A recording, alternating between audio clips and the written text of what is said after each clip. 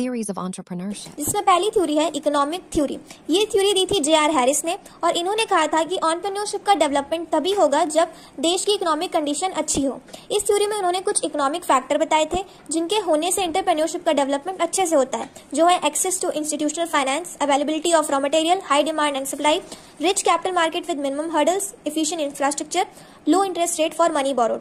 अगली थ्योरी है innovation theory, जो दी थी शुम्पीटर ने।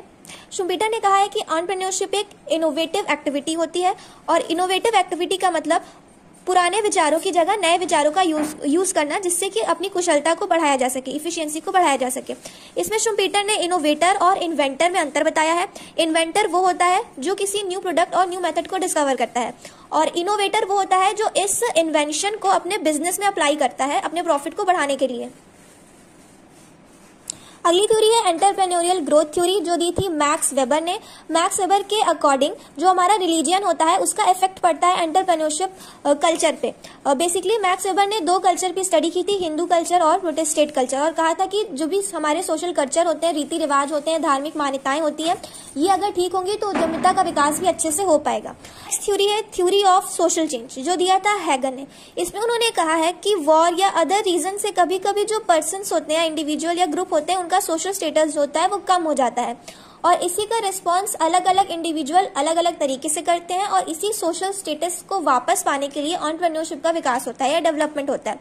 इसमें हैगन ने 4 पर्सनैलिटी बताई है जो रिस्पॉन्स करते हैं सोशल स्टेटस के कम होने का, जैसे रिट्रीटिस्ट, रिचुअलिस्ट, रिफॉर्मिस्ट और इनोवेटर। जो इनोवेटर प्रकार के व्यक्ति होते हैं वो क्रिएटिव होते हैं और इन्हीं के एंटरप्रेन्योर बनने की चांसेस ज्यादा होते हैं। अगला है नीड फॉर अचीवमेंट थ्योरी, जो दिया था एमसी क्लैंड ने। इसमें एमसी क्लैंड ने बताया था कि 2 तरीके के पर्सन होते हैं, एक में हाई नीड फॉर अचीवमेंट होती है और दूसरे में लो नीड फॉर अचीवमेंट होती है। और जो ये हाई नीड फॉर अचीवमेंट वाले पर्सन होते हैं, इनका एंटरप्रेन्योर बनने की पॉसिबिलिटी ज्यादा होती है। अगली थ्योरी है इफिशियंसी थ्योरी। एफिशिएंसी थ्योरी में बताया गया है कि कुछ फ्रंटीज होते हैं जो बेस्ट आउटपुट और प्रोडक्शन देते हैं। फ्रंटीज मतलब एक तरह के बिजनेस होते हैं जो अच्छा प्रोडक्शन देते हैं और अच्छा आउटपुट देते हैं।